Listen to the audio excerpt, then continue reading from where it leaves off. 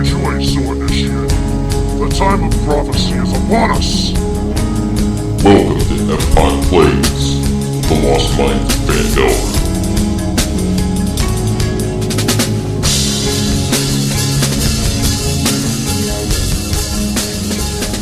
Hi everybody and welcome to the podcast. This is going to be another FPOD Plays episode. Today we're going to be playing the starter set for Dungeons & Dragons 5th Editions, the Lost Mines of Phandelver. Playing through the first part of it, we're going to go ahead and do some character and player introductions. So would you like to start, Bo? Absolutely. My name is Bo. I am playing Broc Brown, a very big half-orc barbarian. And Broc was, at one point in time, a tribal marauder. I mean, he was one of these young warriors. But, he's almost 7 foot tall, well over 300 pounds, and he's a wrecking machine. And he lived on the outskirts of a town called Thunder Tree, which was sacked by an orc invasion. And he thought he was the only survivor, and then he found out that he was actually not. There was one other survivor, and that survivor was an exile. And the exile and Broc decided to stay together and get revenge and try to take back and rebuild Thunder Tree. And the other survivor from Thunder Tree, the exile, is played by Sean. Sean? I'm playing Demetri, half-elf druid. When Thunder Tree was attacked, he was, of course, in exile. He got wind of the attack and tried to make it back, ran 25 miles to warn the town of the horde, but he could not make it back in time. He's roughly around 5'6", 5'7"-ish. He's stringy hair. He sort of trusts people, and he lives life like the seasons. Bad things come, bad things go. Good things come, good things go. And our third is played by Maggie.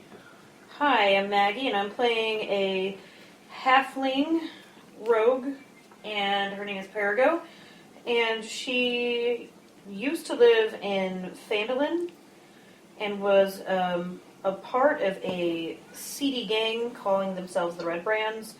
And at some point within the gang, someone decided that they did not like Perigo anymore, and so they set me up.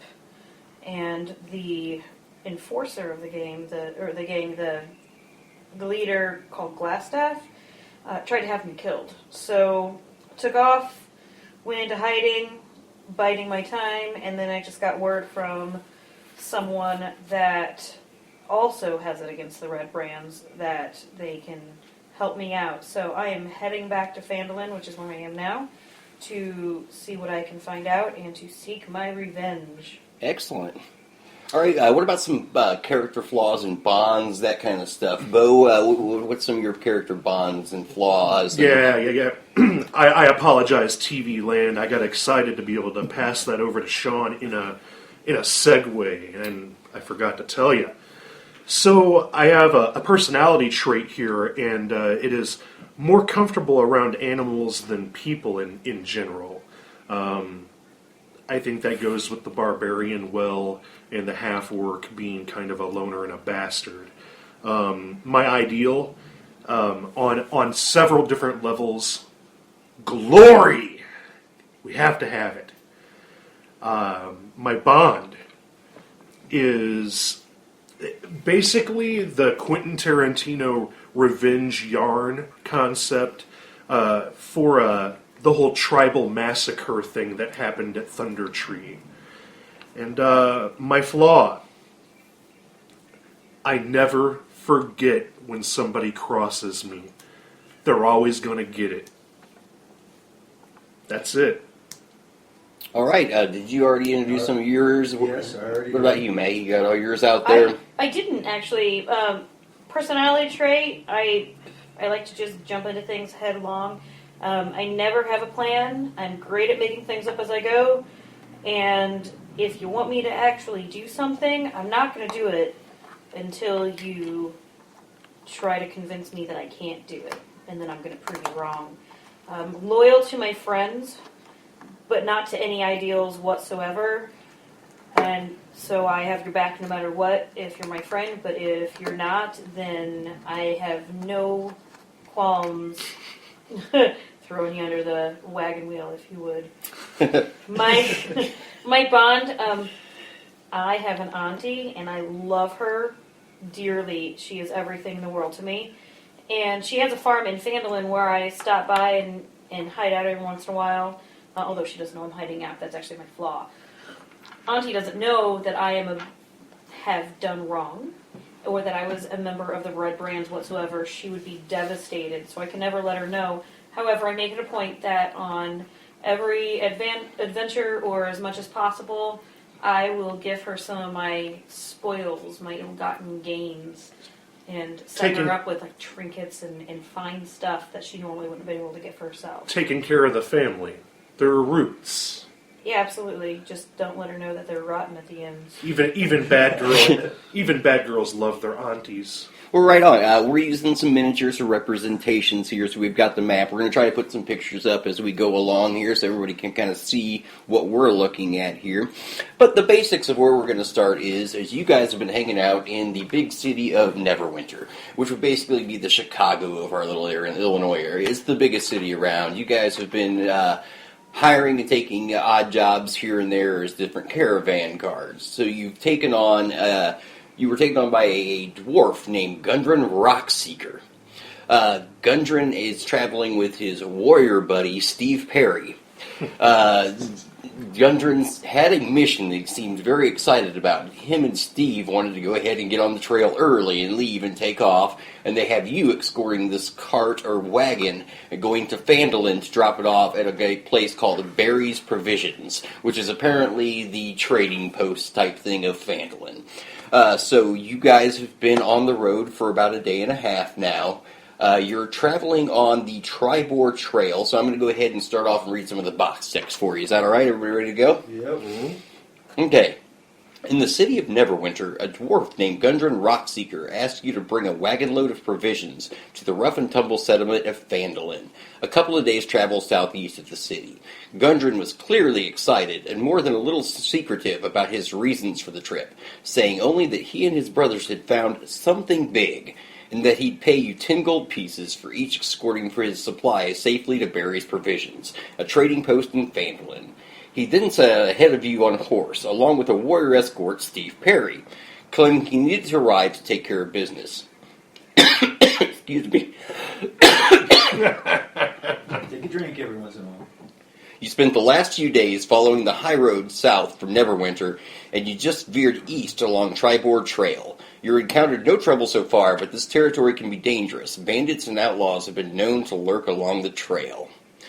So, you guys have been going along, everything fine. What are you guys doing right now? Is the marching order pretty much set up here? It looks like we've got... Yeah, well, what we have is we have a wagon that has, I believe, some kind of mule or a horse pulling it, and the wagon has mining supplies in it. It's just, it would be basic provisions for... Yeah, it's packed with dozens of sacks of flour, several casks of salted pork, a couple of kegs of ale, some shovels, picks, crowbars. It's got some lanterns, oil. There's actually a barrel of oil.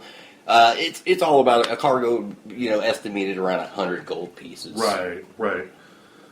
And it looks like Perigo is... she's actually controlling the wagon, and Broc is riding shotgun with a heavy crossbow loaded, and it's funny because the front of the wagon sags on my side versus hers because it's like the shock, the metal strut or whatever. So it's sitting cockeyed, and as we're riding down Tribor Trail, I bring up, I tell you, I've been thinking again, and I tell you, Perigo, I think that even though he says it's only worth about 100 gold pieces of gear, the opportunity is there. There's a lot to be had in a boom town like Phandelver. Man, I know that rock seeker has something he's not telling us about. I know he does. But, he ain't ever gonna tell a half-orc. Fucking dwarf, man. Rock seeker! Okay, so you guys have been on the trail about a half a day. As you come around the bend, you spot 2 dead horses sprawled about 50 feet ahead of you, blocking the path. You can see that each has several black feathered arrows sticking out of it. The woods press close to the trail here, with a steep embankment, dense thickets on either side. Demetri, Yes. you're the first to spot these dead horses. Alright. I'll stop the cart. Whoa! Hey! Whoa! We got horses up ahead in the road. Broc immediately stands up on the wagon and readies his heavy crossbow down toward the 2 darker shapes that he sees that he now realizes are dead horses. Starts sniffing the air. I don't like this. Yeah. Let's see.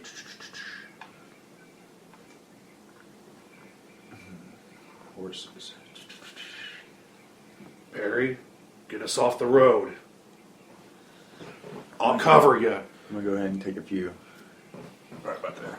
A couple steps in front of the cart. So I'm basically getting out of the way, so you can move it off to the side. I'm gonna pull the cart off to the side behind the. Yep, in that little niche behind the boulders. Okay, so Dimitri's stepping up and going a little bit closer up to the dead horses, and you two are you with him? Are you going with Perigo to pull the cart around?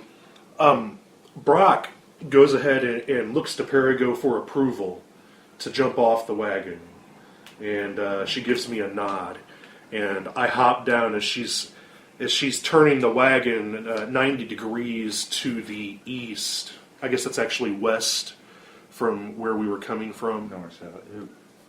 Okay. Yeah, North is is that way. North is that way. That way? Alright. Oh, it's actually this way. You're right. North, south, east. Okay. East. The wagon goes 90 degrees east, and she gets the horse and the wagon into a tree line, and there's a couple boulders and stuff over there, so there's a lot of cover. And I cover her with the heavy crossbow, and I get set up just a little bit off the road with my heavy crossbow, and I'm covering Demetri. Okay. So what are you guys going to do from there? So you guys are there. We're gonna wait for Perigo to get the wagon parked and. Okay, so nothing's going on right now. You guys are waiting for her. Yeah. She gets the wagon parked. No issues so far. Yeah, you guys are going to be waiting for a little bit because I was thinking that you're big badasses and I need to protect the load. So I was going to hang out with the wagon, make sure no one ambushes and tries to steal our horse and our supplies that we're charged with taking to Phandelver. Well, if a moment or two goes by and she doesn't show back up, then I go back there and I say, "Hey, what?" And she tells me that, and I go, "Okay. Demetri will let you know if everything's all right. Stay safe." And I move back forward and say, "She's gonna stay behind, Demetri. It's me and you." Oh God. All right. Well, I'm gonna cautiously. Let's see, which side of the road do I want to be on? I'll take the west side of the road, and I will cautiously kind of sneak my way around. Okay. Sneaking your way around. Oh, I'm just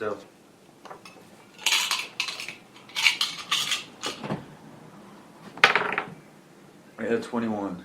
Okay.